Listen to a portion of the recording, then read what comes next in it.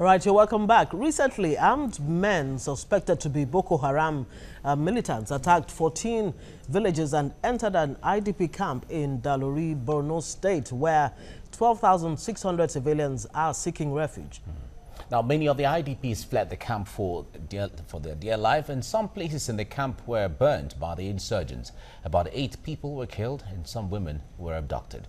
The United Nations has asked the federal government to step up security of country and ensure the safety of lives and property. And how can civilians in IDP in camps be protected? Yes, it's a big indeed. question this morning. Yes, and we have a former director of the SSS, that's State Security Service, Mike Ejo, for joining us from Abuja studio. Good morning and thanks for being with us this morning.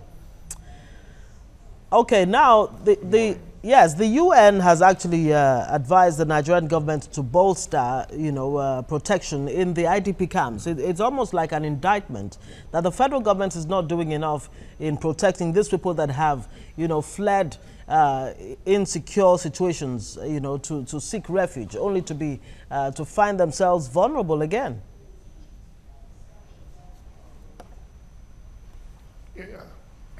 Yeah, actually, like you rightly pointed out, the camps are supposed to be safe havens for the refugees or displaced persons.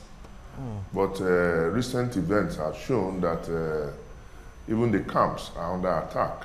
And this is very sad, very unfortunate. And like the United Nations has advised, I believe the government should step up arrangements in those areas to at least give them that sense of security, that sense of belonging, that they are being protected by government. I think it's worrisome that camps will continue to be attacked. And the upsurge now in some of these attacks by the insurgents is becoming very worrisome. Indeed. All right, Mike, you have been in the system when it comes to security, and no one has actually really had doubts as to the capacity of Nigeria to handle security because we've done it before.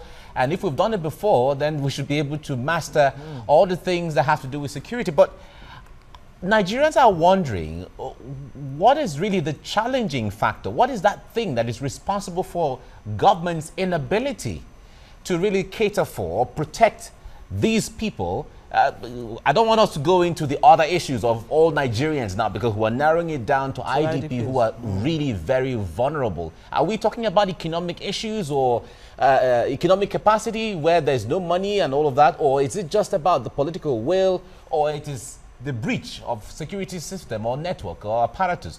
Talk to us about this. Yeah, I think what actually is the problem is not capacity. You recall that these issues of attacks are symmetric, and the people want to take government by surprise. But I also believe that our security agencies should be up in their games in gathering intelligence to ensure that these things are prevented through proactive action, instead of waiting for the action to take place and we'll start doing a post-mortem. The insurgents on their own part want to create negative impression, giving maximum publicity to their activities. So that is why you see that they want to take government, they want to take people by surprise, create fear, create panic, and make government unpopular. I think that's their essence. And to some extent, achieving that their objective. But government should not give up. We should try as much as possible to look at their plans. And when they come, another major challenge is that when these people come, they come in large numbers. So that's why I'm worried that we are yet to win the war. Yeah, but Mike, the question is, what could be responsible for this inability to ensure safety for these people? No, not inability. Just like I said, it's not inability. Like the camps, who have physical security provided, the places are fenced, soldiers are deployed, police are deployed.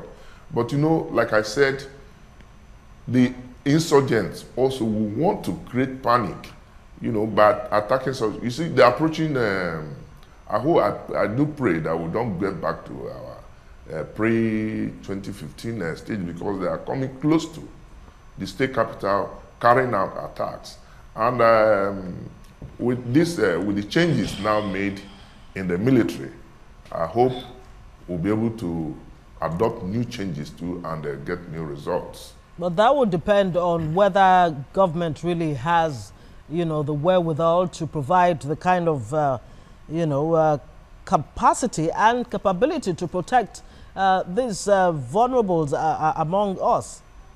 Does government really have the capacity? I mean, when you hear that police is about 350,000, to the almost 200 million Nigerians, and how many soldiers do we have? How many boots do we have on ground? So what are those things really that, government can do? And especially at the state levels too, because can you really leave it to the federal government alone? What can both, levels of government do to actually up their game in protecting this, IDPs? Well, you see, the primary responsibility of government is provision of welfare and security of the people. And I don't think any sane government will not want to do that. We have challenges, we must admit that. And we have a lot of security challenges. We are restricting ourselves to IDPs now. And that's what we are talking about. If you look at the issue of capacity, like we continue to emphasize, I don't think these issues must be left strictly to government. Our people should be involved. Security is a collective of the efforts of the people. So I believe that our people should also try to volunteer information. But like I said, it's difficult to get information or intelligence because these people are also operating on they have their own intelligence network. And don't also forget, like you rightly pointed out, the government might not have the adequate capacity. Less than 300 or 400,000 policemen cannot. Okay, right. Just had have an issue there. Yeah, it's just some signal from Abuja, but certainly we'll put that together and we'll have Mike. We have Mike Ejiofor.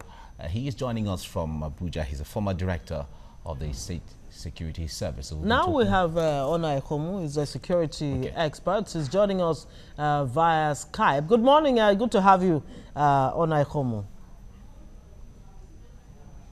Mr. Onai Khomu, are you there? Okay, we don't have him yet. Okay, we have Mr. Onai Khomu now. I hear you. Okay, fantastic. Good to always have you on the show. Yeah, we're trying to figure out exactly why the IDP camps remain so vulnerable. Mike Ejiofor, the former DSS chief there in Abuja studio, says it's an attempt by the terrorists to actually create some kind of fear. Is this some kind of psychological warfare? Yes, it's in fact beyond psychological warfare. Well, psych warfare is to unnerve the population. The purpose of psych warfare is to unnerve the population, unnerve the enemy, such that the enemy will give in. But this is beyond that. This is actually speaking also to the capability of our government to provide security for the populace. Now, beyond that, there's also a practical aspect to attacks on these IDP camps, because when they raid these camps, well, they take away hostages, they take away women. That's where, when they attacked the camp in Ran, they took away those 3 aid workers who they are now slaughtering on a monthly basis. And then they also get food items. And so it's a way of saying that the people, even in refugee camps, are not safe, and that they have the ability to overwhelm our security operations, which is of course not true, except that what is wrong right now is that our threat assessment is a little bit off. All right, Ona, let me stay with you here. We have had issues of ambushes. The word ambush. So someone was saying when there is an ambush, it means some security would have leaked somewhere for anyone to know that there's going to be an event, or people are going to pass this route, and then they lay an ambush. Now, we've heard that before, and we've had also the attack of military barracks and so on before. When it comes to this issue, are there possibilities that we still have the fifth columnist or even infiltration of the security system by these people where they have access to some information? Thank you very much, sir. Well, I mean, obviously, the security agencies, they are very large agencies. I think Madam Ngozi was quoting a number of just the police agency just now, 350,000. That's a large organization. And an organization of that size, and with people with all kinds of backgrounds, you are bound to have people who might, play the role of fifth columnist. The important thing for the government to do is to be able to ferret out those kinds of the bad guys using all kinds of programs for internal security and for detecting people who are giving out information. Now, the enemy itself, that is the Boko Haram people or ISWA, whatever they are these days, they also have their agents in place in other places. Remember, there's a lot of people who say that they are repentant Boko Haram, people who have been captured and have been turned back into the population. And so these people are privy to information about troop movements, about information about the security level of IDP camps. And this information could be fed back to Boko Haram commanders who now plan operations to come in there. Now, you asked the question of Director Geoffroy a second ago. You said they come in very large numbers. Yes, they do, because the intent is to overwhelm the security forces that are going to be met at a given operation. Is it possible, too, to look at it the other way around, that it might just be a sign of weakness on the part of the terrorists, the Boko Haram, seeing that the military has been able to push them back in the general population, and so they believe that the IDPs seem to be the only place where they can actually strike? Yeah, that's why they call them terrorists. Their job is to spread fear and terror. And that's exactly what they are doing. Now, our job is to keep them from doing just that. So that is why I come back again to the point of threat assessment and risk assessment. The security forces really need to be up on their game in terms of threat assessment. Now, the security forces are a little bit hampered right now because their resources are stretched. So that now falls back to the government of the day. The government needs to provide more resourcing for these security agents such that they can do their job, because their resources are really thinly spread across the country, running too many JTF operations everywhere. They are in combat, in the whole of that northeast corridor. And then they are running MNJTF operations along with neighboring countries. So there's a lot of engagement right now of the Nigerian military. And I dare say it's a bit thinly stretched. That's how come you have, even in a combat zone, you have only 10 soldiers guarding a camp. Of course, it's easy for the bad guys, if they know the level of security in that location, to overwhelm it. Okay. Well, security expert Onai Homo, thank you so much for talking to us this morning. And we also thank Mikey Joffo, former director SSS, for joining us as well, even though we lost signal having him back on. But we thank you.